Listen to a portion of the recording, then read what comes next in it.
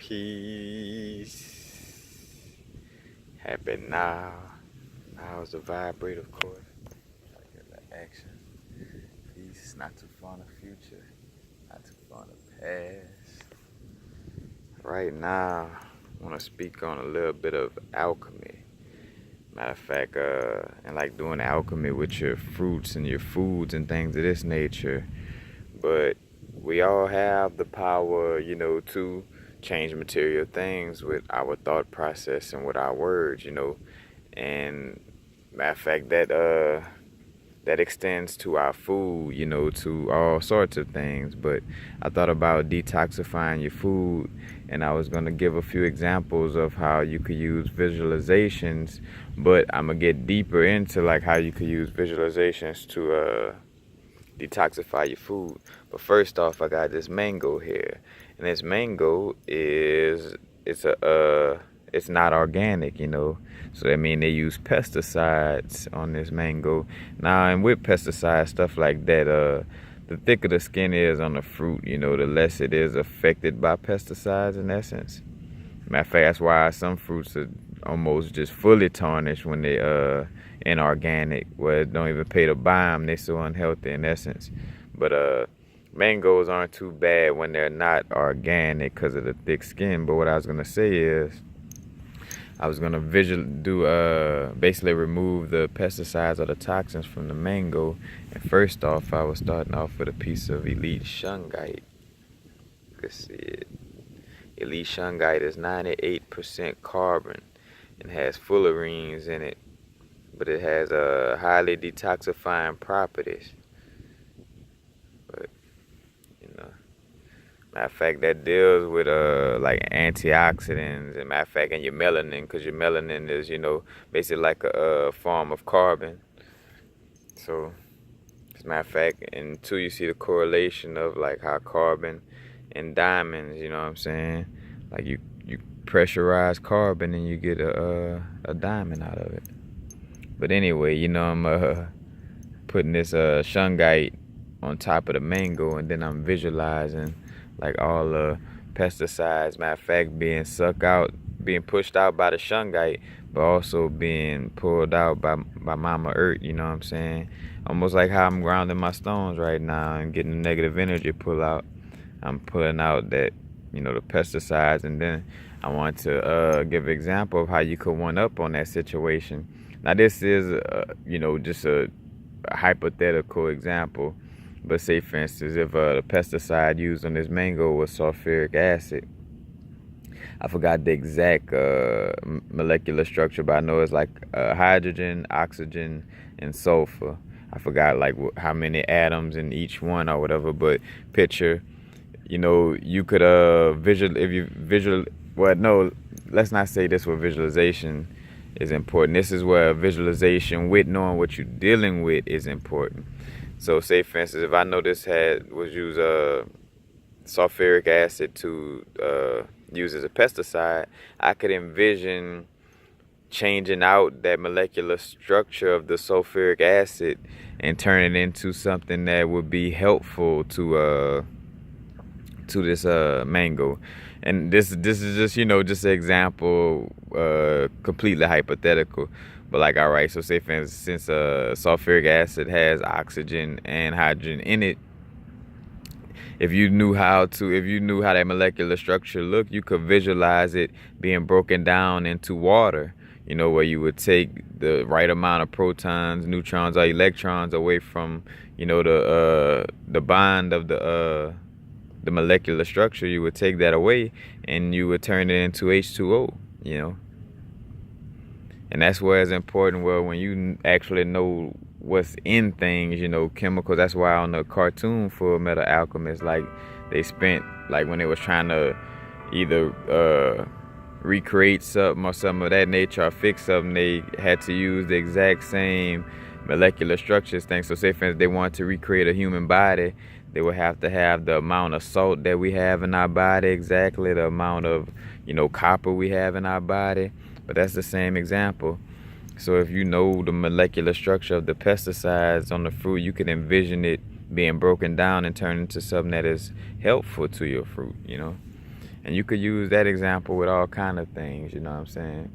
If you eat, say for instance, a certain acidic food, and you know the molecular structure of it, and you know, like say for instance, all right, a good one is how chlorophyll and what it is, chlorophyll and iron, or chlorophyll and blood is basically, yeah, chlorophyll and blood is closely related.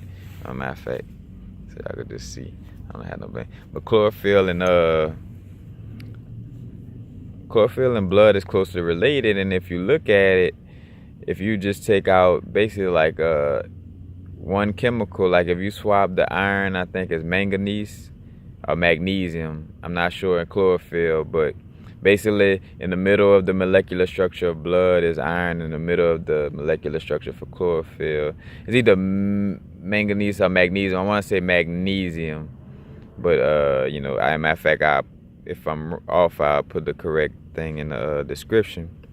But if you could visualize that molecular structure, that means you could actually turn blood into chlorophyll in essence with your mind, you know what I'm saying? Because if you know the molecular structure of it, you could visualize taking out that iron molecule and replacing it with a magnesium molecule.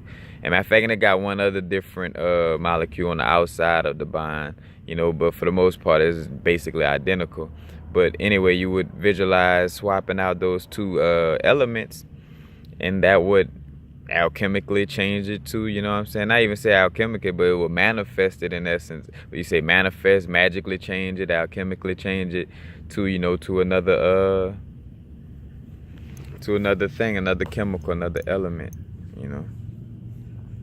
But we have these powers, man. We got the placebo effect. Well, if I give you a sugar pill and tell you it's to cure cancer, you know, the brain and the body believe it, then it will start happening in your body. That is a fact. You know, these are facts. This is not like me speculating on anything and me wishing and hoping. This is facts. But yeah, you know, so if you got like any fruits that may, you know, you on the go, you on the run, you wasn't close to a place that had organic fruit, you know, you had to get the regular fruit. You had to nourish yourself, but you didn't want to eat, for sure you didn't want to eat no processed foods. So you just grab the fruit. It may be inorganic, but you know, you could do some alchemy on it.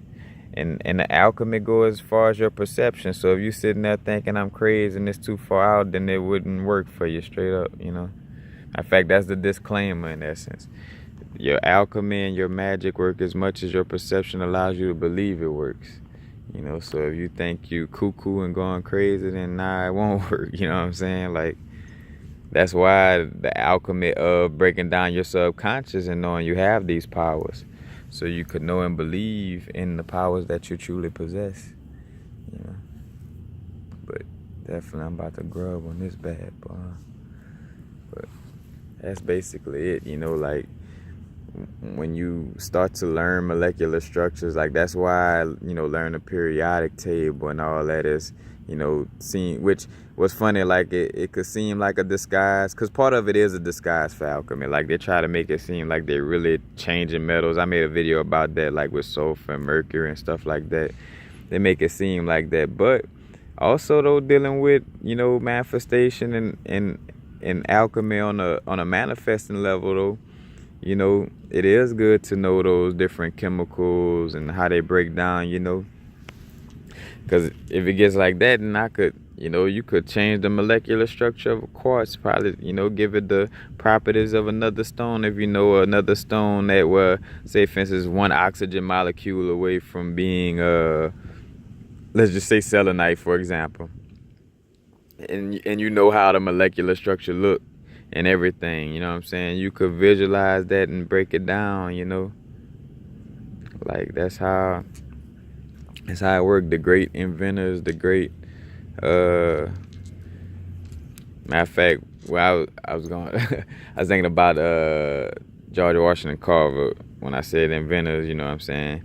But just dealing with manifestation, but also, you know, with great inventors like not saying inventors, but people who had the intuitive insights like George Washington Carver. You know, that peanut was basically channeling him all these molecular structures in different ways to break itself down, you know, as far as the peanut. know. And how I made the video on how trees could, you know, write a book. You know, this mango could have been talking to me and be like, hey, Carre, you know, hey, universal frequencies, this how you break down the pesticides in me. You know what I'm saying? Like, remember, we vessels. You know, you think you're smart. You think you're so super intelligent, but, you know, the intelligence is the one consciousness, you know, the ever flowing consciousness of source. But that's basically it. Peace, happy now. Now's the vibrate, of course. Not going too far in the future. Not going too far.